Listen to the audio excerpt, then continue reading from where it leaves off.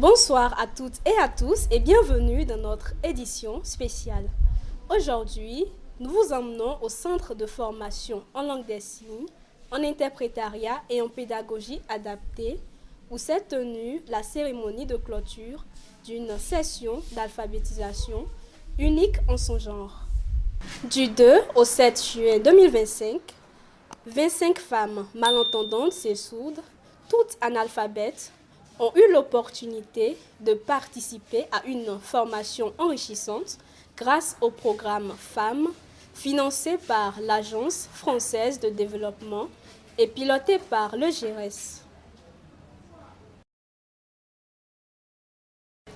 Pendant 6 jours, ces femmes ont acquis des compétences essentielles, apprenant à écrire leur nom, leur prénom, leur numéro de téléphone et leur adresse de résidence. Des compétences qui, au-delà de l'apprentissage, représentent des clés pour leur autonomie et leur intégration dans la société.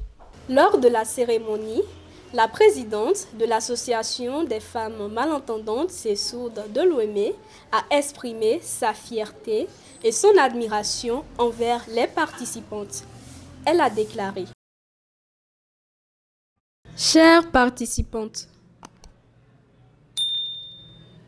en ce jour, nous nous réunissons pour célébrer un moment significatif. La conclusion de cette formation qui a permis à vous, femmes malentendantes et sourdes, analphabètes de Lomé, d'acquérir une compétence fondamentale, celle de l'écriture et de la communication fluide de votre identité. Grâce au programme Femmes, soutenu par l'Agence française de développement et orchestré avec dévouement par le GIRES, nous avons ouvert une voie vers une inclusion accrue et une autonomie renforcée. Vous avez appris à rédiger vos noms et prénoms, à exprimer avec assurance votre lieu de résidence et votre numéro de téléphone. Ces compétences ne se limitent pas à des outils d'apprentissage.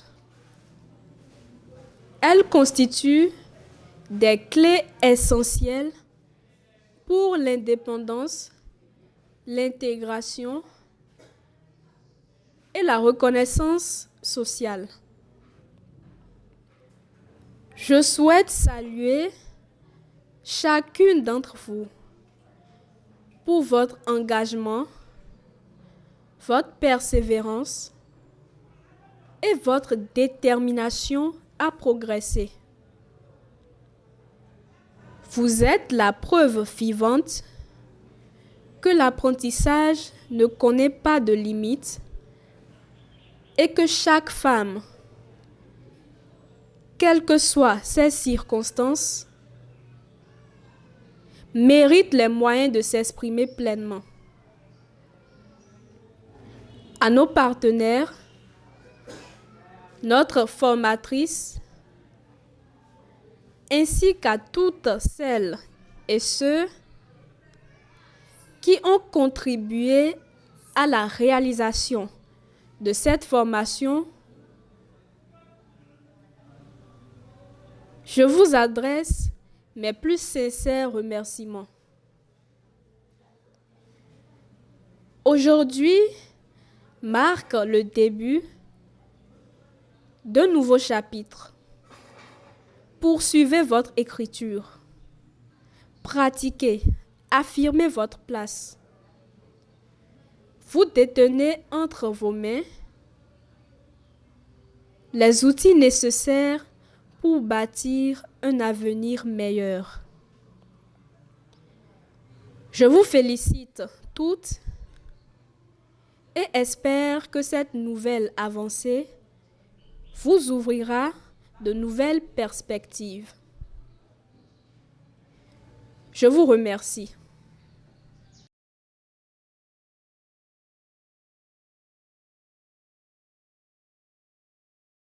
La présidente a également salué l'engagement et la détermination de chacune des participantes, affirmant que l'apprentissage ne connaît pas de limites et que chaque femme mérite les moyens de s'exprimer pleinement. Comment les femmes malentendantes et sourdes, analphabètes, ont-elles appris à écrire leurs noms et prénoms? Nous avons utilisé des fiches d'exercices et des tableaux pour pratiquer l'écriture. Et j'ai montré des exemples en utilisant la langue des signes pour faciliter la compréhension. Quelle méthode avez-vous utilisée pour aider les femmes malentendantes et sourdes, analphabètes, à mémoriser leur numéro de téléphone? Nous avons fait des jeux de mémoire et des répétitions en groupe, ce qui a rendu l'apprentissage plus interactif et amusant. Ah d'accord. Avez-vous remarqué des progrès chez les femmes malentendantes et sourdes, analphabètes, au cours de ces 6 jours? Oui. J'ai constaté qu'elles sont devenues plus confiantes dans l'écriture et la communication, et elles ont toutes montré un grand engagement.